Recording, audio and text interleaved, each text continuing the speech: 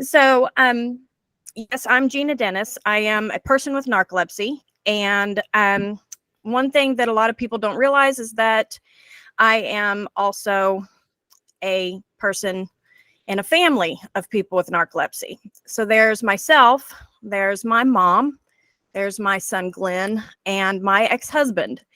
And I usually get some really odd looks when I explain that to people at conferences and different places, because it's just been so prevalent in the family. My mom, she was a single mom growing up, and she would wake up in the morning, she'd get us off to school, and then she'd go back to bed and sleep for a couple of hours. And then when she would go to work, it was always a job where she was on her feet. And when she would get home, she'd take another nap. And naps were a couple of hours. They weren't these little 10-minute snoozers like a lot of people do. And then she'd get up and she'd get things done and then off to bed. And I started doing pretty much the same thing. I just basically thought that was how you lived life. And it wasn't until I didn't realize that this was weird for a long while. I married right out of college. And like I said, my ex-husband has narcolepsy, but none of us knew this. And he would sleep pretty much in the same pattern my mom did. And so again, it just felt like that was the way life was. It wasn't until my divorce and my first major relationship after the divorce that I realized that sleeping in that manner and being that sleepy all the time wasn't normal. And I just always thought of myself as lazy or unmotivated, and I just need to pull myself up by my bootstraps and muscle through, and that's how I lived life. Well, my mom got diagnosed a few years after my divorce, and when she was diagnosed, she's older, and she wasn't real familiar with the internet, and she told me, she says, "Gina, my doctor says I have something called narcolepsy, and I don't know what that is. So can you help me figure that out?" So I get on the internet and I start Googling, and I come across Julie Flagar's website. Back then she was REM Runner, and was listening to her story. And that led me to Narcolepsy Network and some of their information. And I was thinking, okay, wait a minute. I thought this was just how you lived, and this was the way it was supposed to be. I know I'm a little different, but I didn't realize that this was actually a disease. So I shared with mom some of the specifics about her new medication and what the disease was. And then I hustled myself off to the doctor and went to see if I had the same thing. And I did. So mom and I, partners in crime, just kind of muddled through and took our medication and did the best we could. And if I'm being completely honest, medication took the edge off, but it never was the beat all end all that I expected medication to be for me. I thought it was going to take this beast of sleep and take it away from me and let me go on and live the life I was meant to live. And it just wasn't that. But then after about a year, both my mom and I were having a lot of symptoms of the side effects. And it wasn't long before the side effects were overwhelming what the medication was doing for us. So we began that so joyful thing of trying new medications and tapering off old ones and still trying to live your life in between it all. And mom and I were okay with that, with just kind of plugging away and just keep trying new things.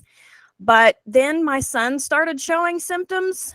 And I don't know about y'all, but if you're a parent, you know that what is good enough for you is nowhere near good enough for your kids. And so when I saw the light, I'm going to get emotional, I'm sorry. When I saw the light in my son's eyes dimming because of what I suspected to be narcolepsy, it almost ruined me, if I'm being honest. So he gets his diagnosis and he starts taking the same meds that mom and I have been on, the same meds that mom and I have had issues with. And I realized that we had issues within the first year of taking it. And here he is at 15 and he has his whole life before him. And is he going to have issues in a year? Might he get a couple more? But then what? Is he going to have a life full of this up and down and relying on a pharmaceutical to make things right? Or was there something else we could do? Well, my ex-husband got diagnosed within 3 months of my son. So now I felt like I needed to do something not just for my son, but for myself, for my mom, for my husband, for my family.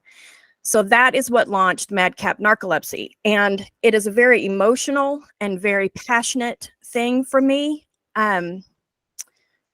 I've told this story, I've presented more than 20 times, and every time I tell this story, it brings back those feelings of when my son was first diagnosed.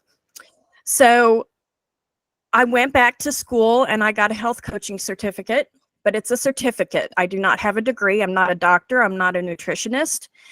And so what I'm telling you are things that you can read books about and make changes in your life, but please be sure to talk to your doctor, especially when we're dealing with narcolepsy medications. Sometimes, most of the time, actually, when people have followed some of the information I've given them, they end up having to drop their medications. So it's always smart to talk to your doctor before you start any kind of lifestyle change or dietary change. So, I talked about how medication wasn't working for my family, but I didn't say that we were going to be going off of our medications. I was looking for some more tools. If you're a guy, you know that you don't just have one screwdriver in a toolbox. It looks pretty empty. You've got to have other tools because you never know which one is going to be needed for the job. Women, makeup brushes is an example I use. You don't have one makeup brush, you have 10, because they each do something different. And that's how I approach our symptom management, is having extra tools. Medication is one of them. It's one of the heavy hitters. But then there are other things that you can do to add to your toolbox to help you get a better grasp of the narcolepsy symptoms and the idiopathic hypersomnia symptoms. So I want to kind of tease your brain a little bit. So what if some of our energy and wakefulness issues are diet and lifestyle related?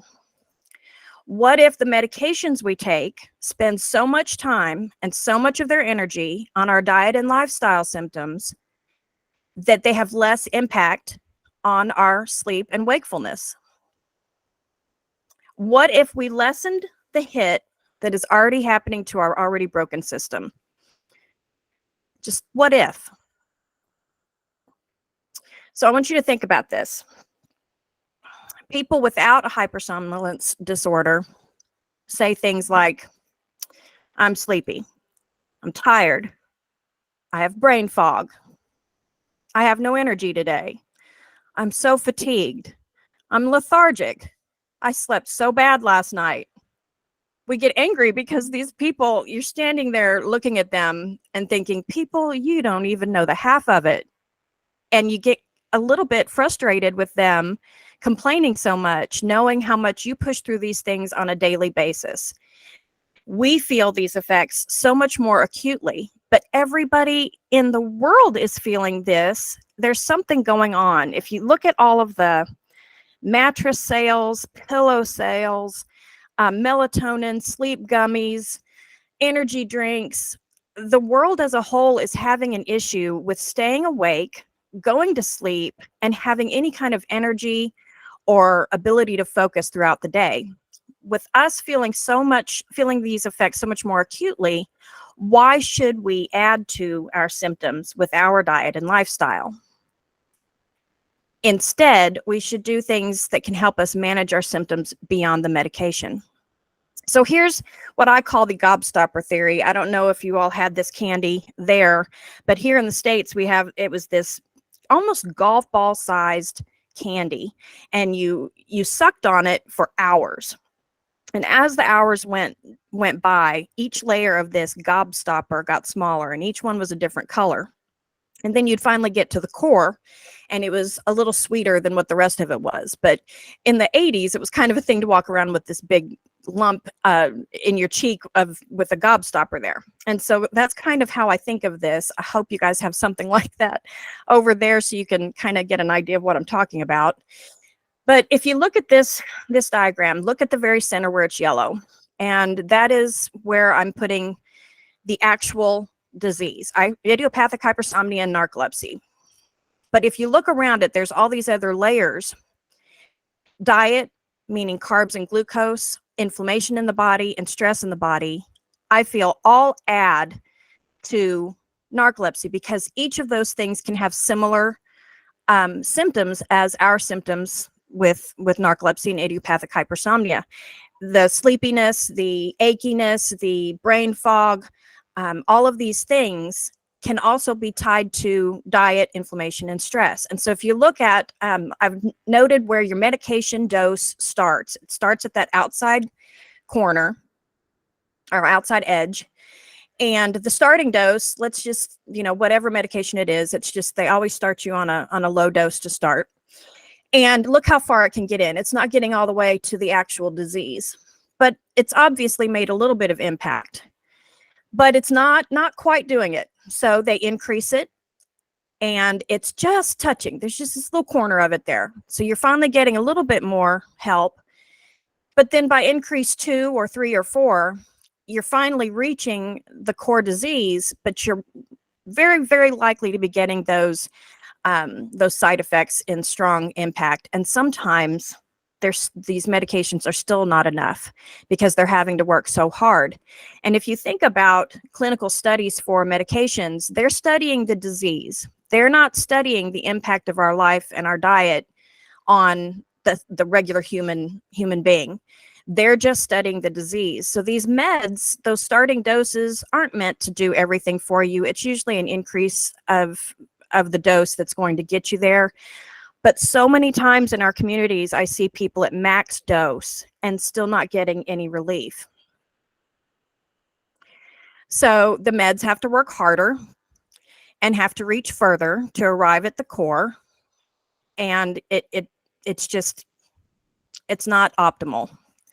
So let's look at this one. If you look, the disease is still the same size, but I've reduced the size of the impact of stress and inflammation and diet. And I'm showing you in this dotted line the original starting space. But if you bring this new starting line over to where I've reduced all these lifestyle and diet items, you look at that first dose, first prescribing dose, and there it is. It's already getting into the actual disease. And then you go to increase 1, and it's even further. You go to increase 2, and it's likely not even needed because it's so it's stronger. It doesn't need to be that strong. And folks, I see this in my group. I have a group, Madcap Keto, on Facebook, and there's about 5,000 people in it. And over the last 10 years, this is what I have physically seen in my members and in the people I've coached. Once we reduce those heavy hitters in diet and lifestyle, they've had to reduce their meds. So much so that I have had to put a medication warning into the group to tell people, before you make any changes, please, please, please talk to your doctor and get a step-down plan in place. It actually got pretty scary. So I'm thinking, what if we move that starting line closer to the core? We require less medication to be just as effective. And so I want to get real here. Here's a comparison of the two graphics. I am not talking about a cure. I'm talking about mitigating. It means to cause to become less harsh, to make less severe and less painful. That's a pretty good description of our sleep and wakefulness issues. But all of these changes that I'm talking about making, all of the things I do in my life and my followers do, and they find great relief from, the moment we stop doing them, it all comes hammering back down.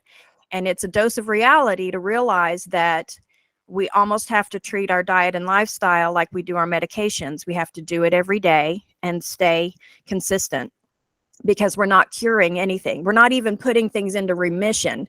It's just we're managing better. So diet is probably one of the biggest heavy hitter when it comes to impacting our symptoms. It can be a good impact. It can be a bad impact. And we're going to talk about the bad. Carbohydrates turn to glucose in the system. And if you're studying, if you're looking to look at any kind of published medical papers and studies and things, you're going to need to use the word glucose, but glucose is basically carbohydrates. The average person consumes over 300 grams of carbohydrates a day, and I'm being very generous here in that it's usually more. And if you look down here at the bottom, most of these slides are going to show you diet, inflammation, and stress, and they'll be circled if the item I'm talking about has an impact on any of them. And you'll notice carbohydrates, like I said, they're the biggest offender. They impact your diet, they impact inflammation, and inflammation then turns to stress in the body. So it is a heavy hitter. For your diet to not impact your sleep-wake system, you need to get somewhere less than 100 grams of carbohydrates per day. That's going to give you a decent amount of relief. But there are other diets that can help you get further. But just to be clear, carbs, aka glucose, is bread, pasta, cereal, potatoes, rice, fruit, dessert, candy, sodas. They all raise our blood glucose levels and impact our energy and wakefulness. They're all so yummy. I know. I feel so mean when I show this slide and I tell people these are the things I'm talking about reducing. So there are lots of diets out there. There weren't always a lot of diets, but there are now, and it's fun to see because you can try different ones to see which one fits your lifestyle best and which one you get the most efficacy from. Low carb, Atkins, paleo primal, Mediterranean, South Beach, keto, ketogenic, carnivore is one that's hit the scene recently, Whole30, low glycemic. They're all great diets to help you get your carbohydrates under control. But these three are ones that will get you down into something that is, it's almost a miracle in my mind. It's called being in ketosis. And I'll tell you first before I explain what a ketone is. When I first started the diet, I'd actually heard about it from a lady that was left of center is my favorite way to describe her. Very different, walked to the beat of a different drum, but she had this website called the Zombie Research Institute.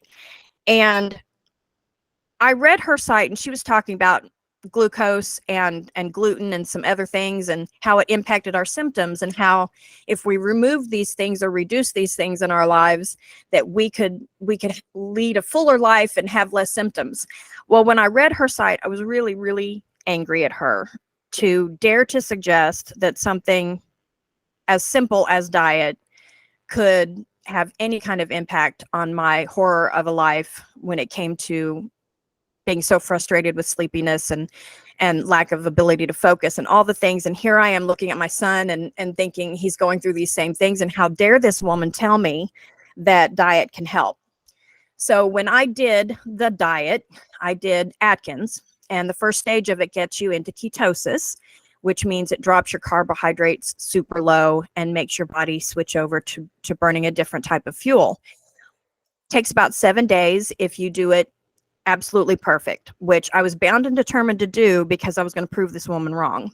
Well, it took me about a month to finally do it for a week straight and to get it quote unquote perfect. But on the 7th day, where normally I would sleep on a Saturday until almost noon, I was awake at 6 a.m. And I was awake in a way that I had not been since middle school, if I'm being honest about when sleep issues hit me. And it was just very strange feeling. And I wasn't sure what it was or what was happening. And it kind of scared me. So I called this lady up and we had an amazing conversation. And I found out I was in ketosis and the fire in me was lit from that moment forward. And that was 12 years ago. So when you drop your carbohydrates down low enough, usually around the 20 gram mark, your body switches over in about 7 days to being in ketosis and burning ketones. Ketones optimize cognitive function and it improves memory. This is in everybody, whether you have a sleep disorder or not. And you can see how some of these things will definitely be beneficial to those of us with sleep issues and memory issues. I mean, heck, I would love more cognitive function and better memory. It has a very strong and positive impact on brain fog. It increases non-REM sleep, which is something that a lot of us have trouble with because we get into REM sleep too quickly. It increases your energy. And here's something that really blew me away. So if you take the oxybates, which are Xyrem, Xywav, Lumryz, they are a chemically altered form of gamma hydroxybutyrate. Well, ketones are beta hydroxybutyrate. And they're similar enough that when you're taking an oxybate medication, you have to either reduce your oxybate medication or you don't do the diet, because when those ketones kick in, those oxybates become too strong. And so that's when I got worried about my group and started putting in that medication warning. But it's a really strong thing. And in today's society, there's usually a cheat way to do it. Besides dropping your carbs, you can take exogenous ketones, which are supplements. They're powder form. You can take them if you're taking oxybates or you're taking narcolepsy and idiopathic hypersomnia medication. You should only do it once a day, never at the same time as your oxybate dosing or within 6 hours of that dosing. You start slow and build up. The cheap brands are not safe. These that I'm showing here for about 15 servings is about $50. It's not cheap. And there are a couple of safe brands. Perfect Keto and Prove It Keto OS are good safe brands, because you know how Xyrem has a high sodium content. There has to be a carrier for those butyrates, and the carrier is usually sodium, magnesium, calcium, or potassium. And it has to be in a high enough form to carry it into the system. And a lot of the cheap versions have too high of one particular one of those elements, and it ends up just not being healthy. These two brands have a very balanced blend, and I've found that they are ones that won't make you feel ill on top of feeling good, if that makes any sense. The ketogenic diet has really taken off in the United States, mainly for weight loss, but also for people with narcolepsy. But there weren't many studies out there. And I'm happy to announce that I just found out that Australia actually has a study going, which is hugely exciting to me. Y'all are far more progressed when it comes to lifestyle and diet than the States tends to be. And that's exciting. But then there's also the Netherlands and Germany that have some keto studies happening. So that's super exciting to me to see their keto studies specifically to people with narcolepsy. So we're going to start to see some of these things I'm talking about. Hopefully you'll start to see them in some of these clinical studies, and I won't be the person out there just yelling into the wind trying to get people to hear what I'm saying. So like I said, carbs are hard. It's incredibly hard to stop doing carbs. So there's some cheats besides those exogenous ketones. There's something called fasting and food timing. So fasting can be anything from a few hours of not eating all the way to several days. That's the more drastic end, but there's no need to be drastic. You can fast from just after dinner until lunch the next day. And I know that was pretty standard for me. I was already doing this before I was diagnosed because I knew I was more awake that way. The moment I would eat, I would feel sleepy. So I just do coffee and then have lunch late in the day or dinner, go all the way till dinner. So I was just eating dinner to dinner, no breakfast, no lunch, no snacks. And I was finding that I was staying awake. Molly Einen, she works for Jazz Pharmaceuticals. She said at a conference a couple of years ago, she said, to stay awake by staying just on the edge of hunger, which, that has to do with fasting. And another way that you can stay awake is just not eat any of the carbs during the day. So you can eat protein and fats during the day and then eat your carbs when you're home, and you no longer have to drive. You no longer have to focus on work, and you can kind of wind down, and it's okay to be sleepy and foggy. You eat the carbs at night. There's another way to do this. And this book here, Glucose Revolution, was so fun to read because this young lady that wrote it just put things in absolute layman's terms. It was such an easy read and so easy to understand. And she backs it up with clinical studies and research papers. So I started putting some of her techniques into place. What I would typically do is I would eat protein through the day or fast. And then I would, if I had carbs, I'd have them at night with dinner. But she talks about eating food in a certain order, and it reduces the impact of that food on your energy levels and wakefulness. And these are things that she talks about, energy levels and wakefulness. She's not talking about sleep disorders, but she's talking about these things in general. And basically she says, eat your above ground veggies first. So like cruciferous vegetables, your leafy greens. You know how a lot of cultures will have some type of salad before the meal? That's awesome because that's fiber, and it almost creates a net so that when you eat the rest of your food, it goes through your system slower, so it doesn't hit you as hard and things are more leveled out. So after you eat your salad, then you eat the protein and fats that you have on your plate. And finally, you get to eat all the good stuff, the things like corn, potatoes, bread, pasta, desserts. And by eating in this manner, it doesn't hit you as hard or as fast. So you don't get as sleepy or as low energy or as brain fogged as quickly as you would. There's still a little bit of a hit because you're eating some carbs, but it doesn't hit as hard. And I found that when I want to cheat and I want some of those carby foods, or I'm at a function where that's all there is to eat, instead of fasting through that event, and instead I want to sit down and enjoy the meal, I will do what she suggests and eat foods in this certain order. And it is amazing to me that it still has a good benefit. And I'm finding that with people that are just starting out with carb management, this step right here, if this is all you do for about a month, you're going to notice a difference in your energy levels and your mental clarity. It's amazing. She's a sweet girl. And like I said, it's super easy to read. Now here's something. These slides are hard because when you're dealing with idiopathic hypersomnia, y'all deal with that sleep inertia, which inertia isn't the right word to me. It's sludge when you're trying to wake up and it just feels almost like trying to come out of anesthesia. It's so strong. And that's probably, besides trying to stay awake, trying to wake up is one of the hardest things for y'all. And having a good sleep hygiene routine is almost laughable because it is so tough. So I'm going to apologize to you that I am going to talk about sleep hygiene. It can have a benefit for you if you have idiopathic hypersomnia, but it's my opinion that you have to get your diet under control first, because if you just jump into the sleep hygiene thing, it's really not going to do much for you. Same thing really for people with narcolepsy, but more so for idiopathic hypersomnia. It is still important to know though. So if you wake and go to sleep on the same schedule, your body can actually be trained to fall asleep and wake up at the same time every day. Having a good routine, the body can fall into a rhythm and it can come to expect it.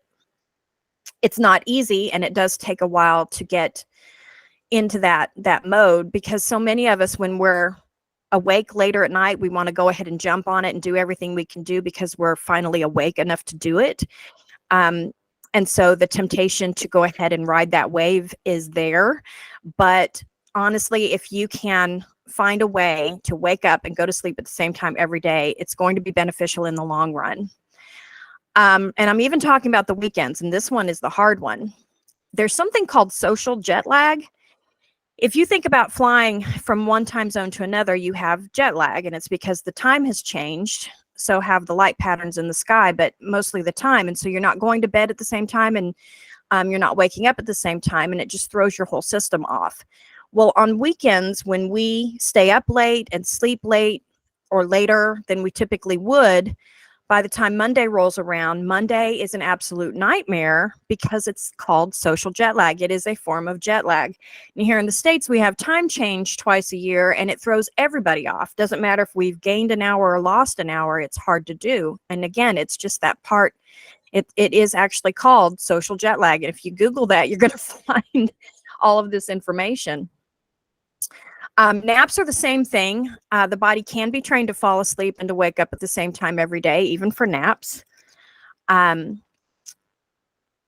Same amount of time or duration at the same time of day. For me, I had to get to where I was taking a nap in the same location every day. I slept in my car for many years on my lunch hour, and I realized when I was sleeping in the driver's seat that when I was driving, it was harder to stay awake. So because my body was getting used to being in that chair and falling asleep. So I would crawl into my back seat to sleep, to take the nap, because I was afraid that I would train my body to sleep during driving. But you try to do it and think of it like a medication. At the same time every day, for the same duration, same dose, you don't skip it.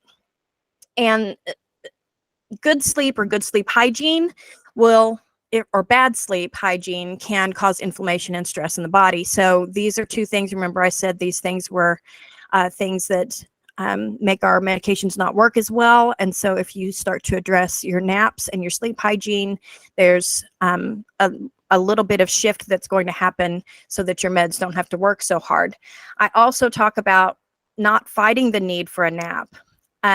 I have my clients keep a journal for the day, and they write down how they feel throughout the day. And it's just a simple list. It's not, you don't have to go into extreme description, but I have them write like, woke up 10 a.m., sleep inertia, sludge, whatever they want to call it.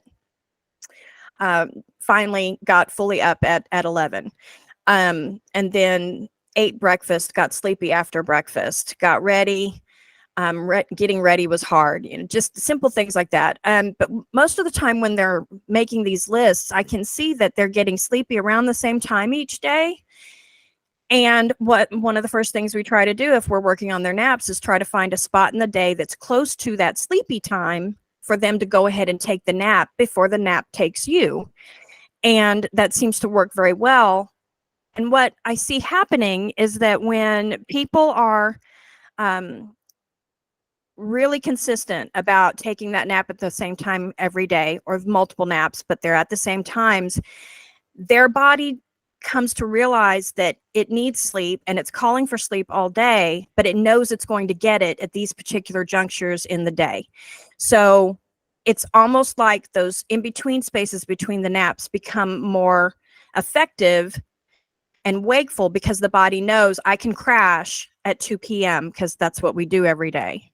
And again, for people with idiopathic hypersomnia, this is a tough one. And after you've made some dietary changes and a few other things, this would be one that I would probably attack last. Just simply because you deal with so much of that sleep sludge, that inertia. And the fact that you don't get super restful sleep when you take a nap. Sleep hygiene also has to do with light. Our bodies have a lot of systems, and most of them work in tandem with the rest of the body, but a lot of them are backup systems, redundant systems that support others.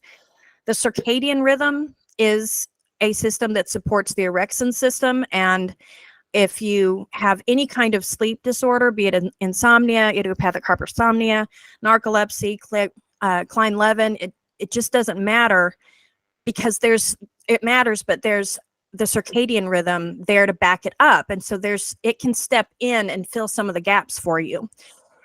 In our eyes, there are sensors, and these sensors can tell what color of light it's bringing in, and it tells the brain what to do depending on that color of light.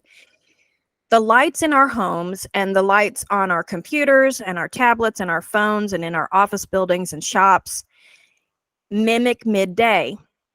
And so if you spend the bulk of your day going from your house to your car to your office to the store to home, and you're not really outside very much, your brain is being told it's midday all day long. And what happens is when it can't tell that it's morning, it doesn't create the wakefulness chemicals in the body that help it be awake. Things like cortisol, dopamine, serotonin. And then in the evening, if the light is still showing midday, it can't tell that it's supposed to be creating those nighttime chemicals such as melatonin. So you have to take our modern life and find a way to get some real light. So in the daytime, I suggest you get outside, hopefully within a few hours of waking up, and get some direct sunlight. 10, 15 minutes, have your coffee outside on the front stoop, watch what your neighbors are doing, be a total nuisance, but get out there and get some sunlight. In some parts of the world, it gets super dark, super early, or it's overcast and cloudy. There's not a lot of sun. A lot of people will use a UV light box. It's called, it's one set up for seasonal affective disorder, people who are more depressed when there's not a lot of light. Or a lot of sunlight. So a UV box can be helpful, especially if you have a weird schedule. You can use it to cheat the body and get that light when it's your wake time rather than if it's actually sunlight outside. And get outside a couple of times a day. On your breaks, just take a walk around the block, anything you can do to get outside and let your eyes see what natural sunlight feels like. At night, within 3 hours of bedtime, that's about when your body starts ramping up to put you to sleep. And if you're on your phone or your tablet or you're watching TV, all the lights are on in the house for you to get some chores done, whatever, it's still seeing midday and it's not going to get that signal that it's time to start going to sleep. So all of our modern phones today have an ability to dim it and to change the color tone at night, and it'll do it automatically. It's not something you even have to think about.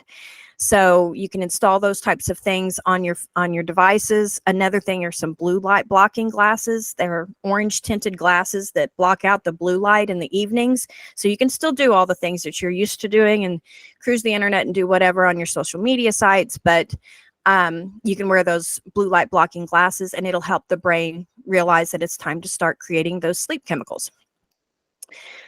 I'm going to breeze through this a little bit because there's just this one part of this I want to talk about. So low electrolytes can sometimes mimic some of the same symptoms that we have with our sleep disorders. And most of our medications reduce our electrolytes. And so we're in a depleted state because of the medications. Magnesium, I've listed the things that, that are signs of a low magnesium. And you'll see restless leg is one of them. And that's something that I think a lot of us deal with when we're trying to go to sleep. Low potassium, weakness, feeling tired, confusion. Those are things we all feel. Sometimes it has to do not with our sleep disorder, but with low electrolytes. Fatigue, weakness, difficulty concentrating. That's a low sodium. And so this isn't a heavy hitter, but it is definitely something to think about when you just don't know why you're feeling so low. You've got your food in line, you're doing all the light stuff, you're doing all the sleep hygiene I've talked about, and you're still having some issues. Sometimes it's as simple as electrolytes. So I want to talk about oxybates for just a second. So if you have taken Xyrem in the early stages, high sodium, the recommended amount for us is 2,300 milligrams. And when we go over that, our body draws potassium out of our bones and to draw off and to deal with all of that excess sodium. And again, signs of low potassium is weakness, feeling tired, muscle cramps, confusion. And I find that a lot of people, when they first wake up for several hours in the morning, these are the side effects that they have from Xyrem. And they're actually listed in the Xyrem side effects. And it's because, my opinion, because of the amount of sodium in it. Lumryz and Xyrem both at their max doses have 1640 milligrams at that max dose. And that's over half of what your daily intake should be. And when you're eating packaged foods, those packaged foods, or if you're eating out, those foods are very high sodium. And so you are very likely well over your maximum dose or recommended daily amount. And so you definitely need to have some potassium. they finally came out with Xywave, which is lower sodium, and they added electrolytes because they realized this issue was happening. They added in magnesium and potassium. So when I'm working with clients, I'm finding that if they're on Xywave, they're not having these low electrolyte issues. And then there's stress. Stress was the final thing that I said had an impact on our symptoms. We're getting barraged by things constantly. We're constantly connected. Our phones are ringing, our watches even bing at us. You've got noise everywhere. You're on the computer. You've got the kids doing their thing, the dogs doing their thing, and there's just so much going on around us. We're living hectic lives. Finances are tough in today's world. Commuting to work and school. Here in the States, we have to drive everywhere. We're not a walking society, and I'm in traffic for at least 2 hours every day. And then you've got family and friends and all of the issues they have and the things you're trying to help them with and trying to be a participant in their lives. Lack of movement, no spare time, no time for self-care. All of these things are coming at us from all kinds of directions, and it's just part of everyday life. But you have to find a way to deal with stress. And beyond the stress that diet causes and beyond the stress that inflammation in the body causes, these outside sources are places where you should try to get some control. And actually, one of either the Idiopathic Hypersomnia group or your Narcolepsy group had a great graphic this week that they posted on social media about mind, body, and soul, meditation, gratitude, journaling, unplugging from your social media or take a social media vacation, exercise and movement, improving your relationships with family and friends, and actually taking care of yourself beyond the glass of wine, beyond the piece of cake, beyond the hot bubble bath, actually taking some time to see what your body and your mind and your soul needs and giving those things to you. And just, this seems like a no-brainer, but when you get a new medication, your pharmacy gives you this handout that tells you all of the things about that medication, what time to take it, whether to take it with food, what some of the side effects are. And you give it a cursory glance when you first get the medication. But if you're years into taking a medication, you probably want to pay attention to that pamphlet one more time. You can go to drugs.com if you don't want to wait for the next prescription fill, and it'll tell you to take it with or without food, take it in the morning, take it in the evening, contraindications, which contraindications are there other medications you should not be taking with it. One thing that you can also do is Google it and say, what time of day should I take Xyrem? What time of day should I take Xyrem with or without food? And obviously we know these answers because we kind of live and breathe Xyrem, but it's always good to every couple of months, just make sure that you're following the directions for your medications. So just a quick reminder, since we've talked about meds, about that medication starting line and the new starting line. And like I said, in my keto group, I can't even number the amount of times I have had to remind people to make sure they have a step-down plan in place with their doctor if they make any kind of lifestyle or diet change, because you're going to need to reduce your meds at some point. And you need to be aware of what the side effects of the meds are, simply because what happens with the first thing you see when you start making diet changes and lifestyle changes is you start to see an uptick in the side effects of the medications. And that's usually an indication you need to drop down a little bit. Not that this will be everybody's experience, but most of the people in my group do not follow a full-on keto plan. Keto's hard, but they do manage their carbs in some way, and they have reduced their medication to manageable levels, so they get the benefits of both things, and they're not getting the side effects in quite the severity as they used to. So it really evens out their approach to managing their disorder. Like I said, multiple tools in the toolbox. And I'm going to be honest, change is not easy. I threw a temper tantrum. Like I said, I was incredibly angry at that woman for telling me I could make a change with diet. But obviously it worked. My mom, my ex-husband, my son, we all do it. And we are living fuller lives. But I think that making too many changes at once can not only be dangerous, it can also just be a setup for failure.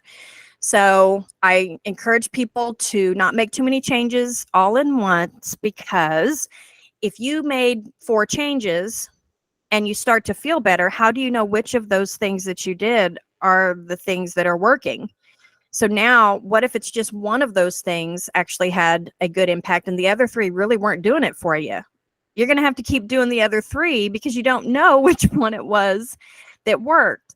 So it's okay to just make one change at a time. And I usually just keep one of those line journals, just a list, and just kind of see, am I feeling any different? Give it some time, give it a week, give it 2 weeks, and then move on to another thing to change once you've figured out if that thing that you tried worked or didn't work. My recommendation for most people is to dial in your medication first, making sure you're taking it at the right time, that kind of thing. Then you start with carb reduction. After you get your carbs beginning to reduce those, you work on your sleep hygiene, then you reduce your stress, and then you can add some supplements. In the case of idiopathic hypersomnia, I would move this sleep hygiene item over to, I would move it down one. I would do carb reduction, then stress, and then sleep hygiene, simply because idiopathic hypersomnia with that sleep inertia, you really need a little bit more support on the back end before you start doing any sleep hygiene items. The madcap route is basically just an unconventional way to do things. My favorite thing to do is, I love lists, obviously, is make a list of all the things you think you should do. And I want you to number it from the easiest to the hardest. And then take the hard ones and break it down into even smaller steps. And then start with the easiest one and work your way through. And by the time you get to one of those hard things, you will be astonished at how easy it is because of all of the work you've done prior to that with the easy things. It's kind of crazy. It takes a lot of time, but you don't have to go fast. You just have to go. I love that little turtle. He's super cute. It's what I feel like. I turtle most of the time. I don't run. I turtle. But over these last 12 years, I've made changes, and it's been slow change, but it has been impactful, and it has been something I've been able to maintain. There are places for more information. I wrote a series, the 30,000 foot view of the sciencey stuff, on my website. It's old. It's about 10 years old. 6 years old, I'm sorry. And it is from the perspective of narcolepsy. My website will be redone and relaunched at the end of this year, and it will have more of an approach for idiopathic hypersomnia. And I'll rewrite these and load them up so that they have more from that perspective. But right now, this one, it's still helpful to read, even if you do have idiopathic hypersomnia, because it has a lot of great information about our system as a whole and some of the things I've talked about today, the importance of it. Everything I've talked about today has come from some book, some research somewhere, and these are books that I feel have probably the most layman's way of it's for us regular Joes that don't have a medical degree and can't understand all that medical jargon, but we want to know why certain things impact us in what ways. And these books are awesome books to help you get there. Then there's my group. I've got about 5,000 members strong, and we're trucking away and growing by the day. And it's just a very supportive group, and they'll answer questions. I'll answer questions. And it says it's madcap keto, but it's actually carbohydrate management of all forms. And there's lots of great information in there, lots of tribal knowledge. So I'm going to play devil's advocate here. Most of the time when we do diets, let's say, I'm going to compare it to a diet. Let's say we need to lose 20 pounds. And we do this diet, we're all gung-ho, we buy all the foods, we work the plan, and we only lose 2 pounds. In the scope of that diet, that's not really success. But if you look at it, if you look at our symptoms as 10%, let's just play devil's advocate. So the average awake time for us is about 10 hours a day. That's being generous. And if you take 10% more, that would equal an extra hour a day. And I don't know about you, but there are times in my life where that extra hour a day of wakefulness would have been a lottery win. But that's also 7 hours per week. It's 30 more hours in a month. It's 365 more hours per year. What would you do with that 10%? That's a win in my book. Like I said, that 1 hour is a win, but 365 hours per year more just by making some small changes to your life, that's a huge win. I hope you've enjoyed my talk today. There's lots of places to reach me. I've covered a lot of information, and so what I'm probably going to do is make a PDF of this slide deck and include some annotations and some other information of where you can get some of this info and make it available to your leaders so that you can have access to it. And if anybody has questions, I'm open for business.